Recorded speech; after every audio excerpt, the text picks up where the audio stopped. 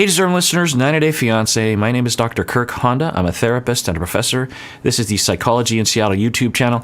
If you ever have a suggestion for a short for YouTube or TikTok or something like a minute long, feel free to email that in to us. Use the contact form on the website and, with the video and all that and the timestamp and all that kind of. I really depend on people to catch those kind of moments because I don't have time to do that.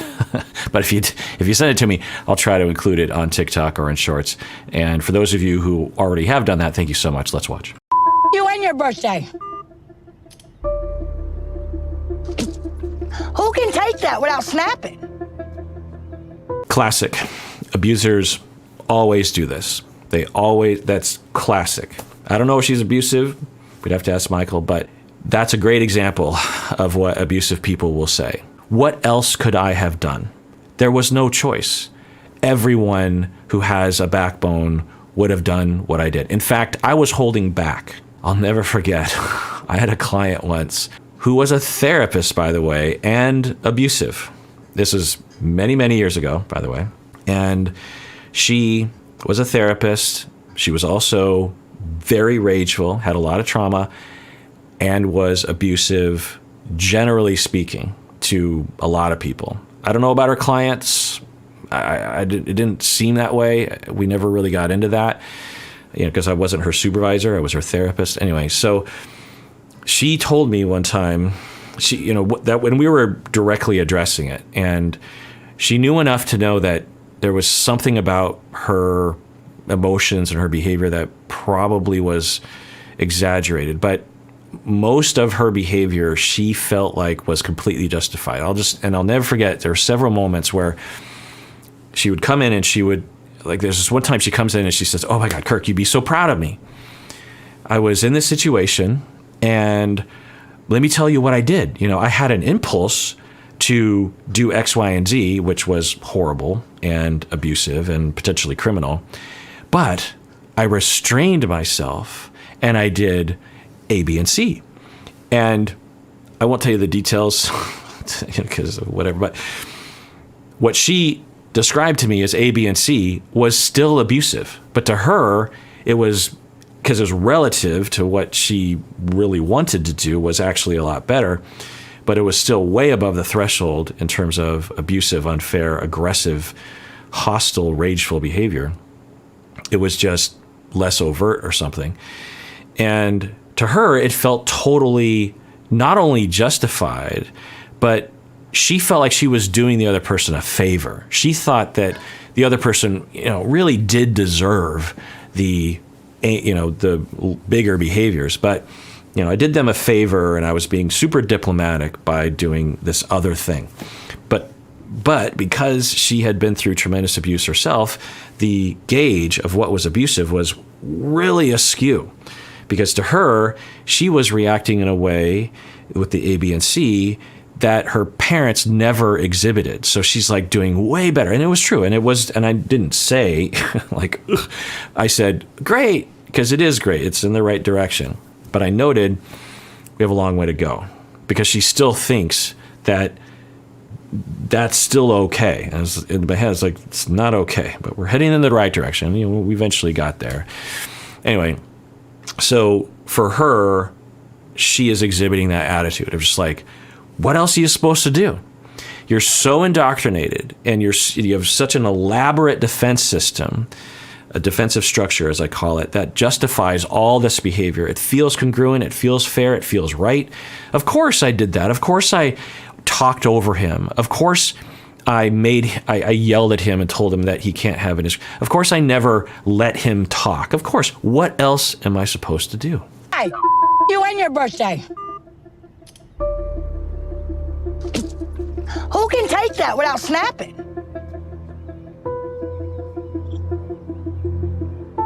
Since he's put his Instagram up, he's become a social media whore. His feed and comments are filled with women, and who knows what in the hell happens in his DM. Okay, hard to know. I guess maybe they'll show a screen or something.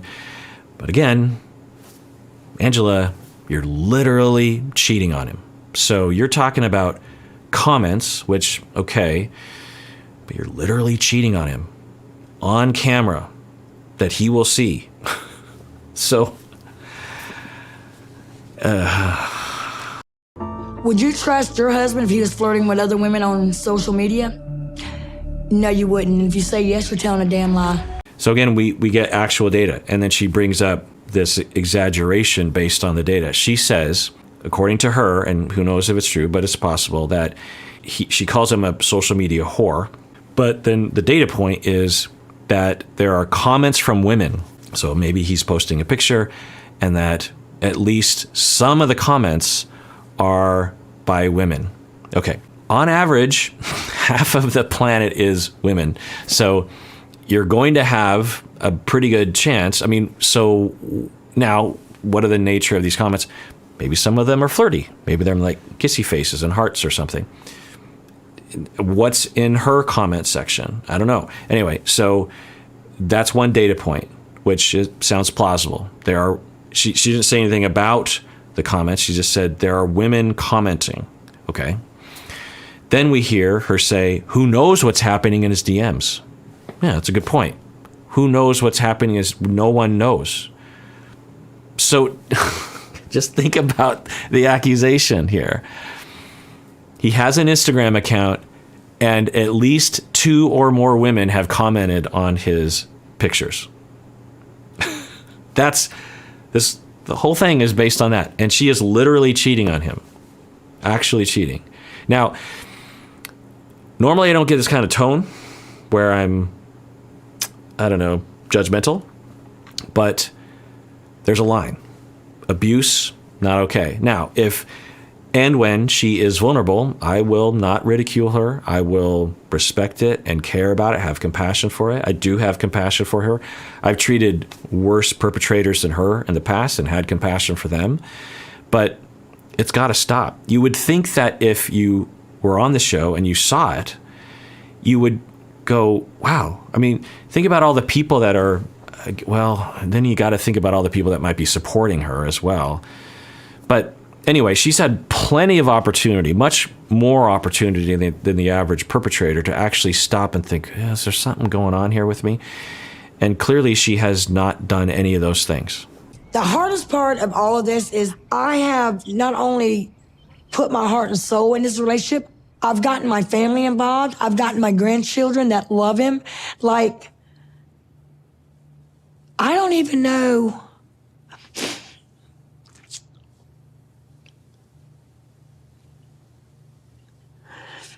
I don't even know if I know Michael at this point. So there's the vulnerability, which, it's fine. Frankly, I don't have a ton of compassion at this point because she's created this entire, according to what we're seeing on the show, she's created the entire problem. So it's like, I don't know. Intellectually, I have compassion, but, and another point that I didn't comment on before is that she's the one involving the kids. She's the one that took the risk of dating and marrying someone before getting to really know them. She's the one that is exposing the kids to this. She, earlier in a scene, seemed to be referring to a routine that she has with her grandkids. Like, well, Michael, he's pissing me off again. She said something like that. And one of the kids said, like, yeah, well, some kind of indication of, well, you let him have it or something like that. And she's the one involving the kids. She's the one. Now, maybe he is cheating, and maybe I'm guessing if that were happening, she would have the data. She said, who knows what's happening in his DM? Yeah, who knows? Who knows what's happening on your DM? We know what you are doing right out. We actually do know what you're doing in your DM. It's at least one person. Now, are we going to say that guy that she's flirting with was the only person that she flirted with, that she cheated with in at least an emotional way? I mean, maybe, but it would be logical to conclude that there's a good possibility that that wasn't the case. Anyway, so yeah, she's crying, but I don't know. What? Call you back because of the visa. You only called me back because you want to know about the visa. This is why I'm angry. You shouldn't be worried about when you get here. I'm guessing what Michael is thinking, honestly, is if I can get the visa, I can come to the States. If I can come to the States, we can be in person. If I can be in person, I know how to manage her issues better. when we're over video, she can always hang up on me, and I don't have the inroads I can have to actually get her to calm down and realize that I do love her or something. That's just a guess. Now, maybe he is in it just for the green card. There's not a lot of evidence of that. I called because I wanted you to know we need to work on our marriage because you don't do nothing that's going to make us stay together. Why do I want to bring you here? Yeah, I will hold out for the possibility that I know nothing really about what's going on in their marriage. So, but from what we're being presented, she's saying, you're not willing to do anything about this marriage. And she's the one so you could argue, based on what we're being presented here, that the only problem is her. That he has presented no problem since he actually cheated on her, which that was him doing a problem seasons ago, right?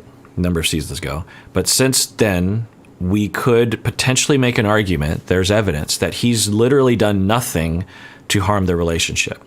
And he's done everything to let it go, when she would abuse him or do these sorts of things, that she's put hands on. At least twice that we saw on camera. So you could make a case, based on the evidence presented on the TV show that's showing us, that he's done nothing wrong, that he has never done anything that was counter to the relationship, aside from having an Instagram account. Just having the Instagram account. And women happen to be commenting on his pictures. Okay. So these accusations of you do nothing, you don't do anything. Now, I'm guessing, given her attachment injuries, that's how it feels to her.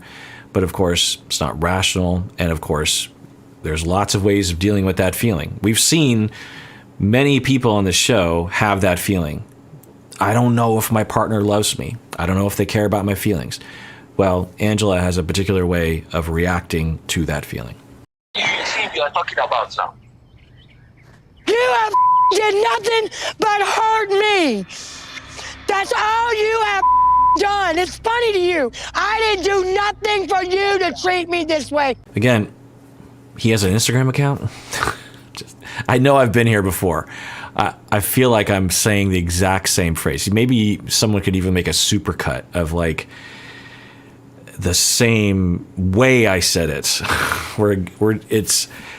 And because I'm always, as a therapist, I'm always looking for data, and in addition to a lot of things I'm assessing. But one of the things I'm always looking for, because if she had said, well, yeah, he has an Instagram account, but he also didn't, I don't know what would be something that could have happened between the two of them. I saw a picture of him with another woman and they were kissing or something. They went to a strip club. Remember that one time in his neck of the woods, and they were there for, I think, a long time, maybe an hour, maybe longer. And she completely flipped out because he supposedly looked at one of the performers, just looked at her. Now, maybe he did really, look at her and be okay to be upset about that. But the way she reacted, right? I mean, just think about the way that Jovi and Yara, when they went through that experience. Yara, well, she put hands on too, but at the very least, the way she reacted was a lot different, right? And what Jovi did was, the way my gauge of things, what Jovi did was 100 times worse than what Michael supposedly did. Jovi was, at some point, Yara was like, okay, I want to go. And because she was totally playing along for what seems to be like a half an hour, maybe longer.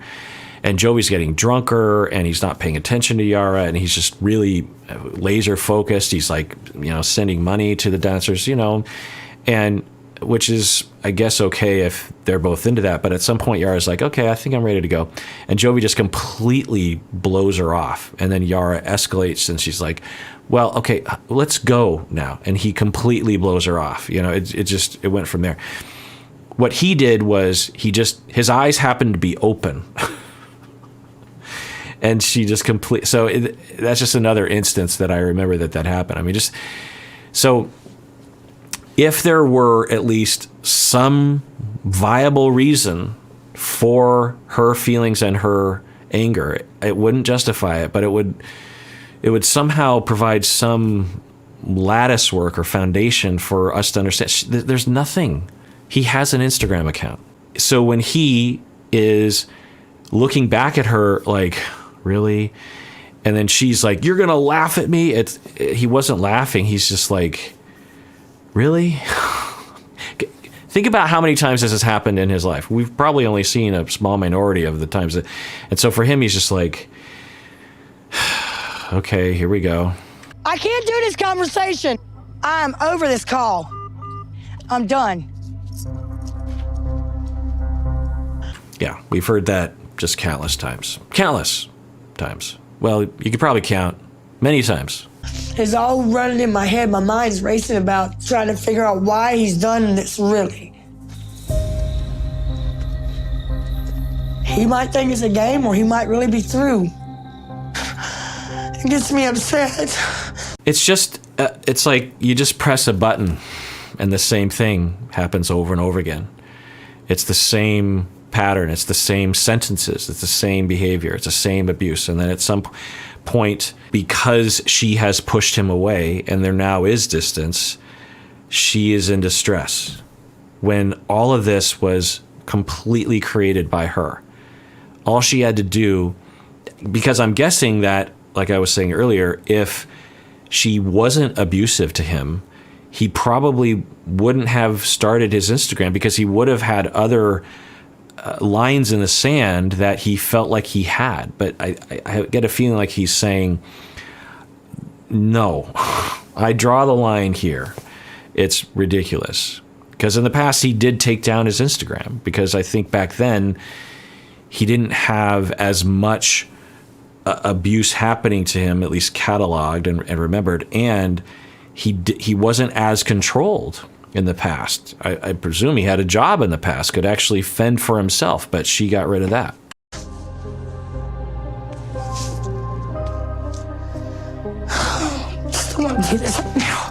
So when I have treated perpetrators, and they will have moments like this, I will have compassion, I'll have a relationship with them, and they will presumably like me at least enough to talk with me.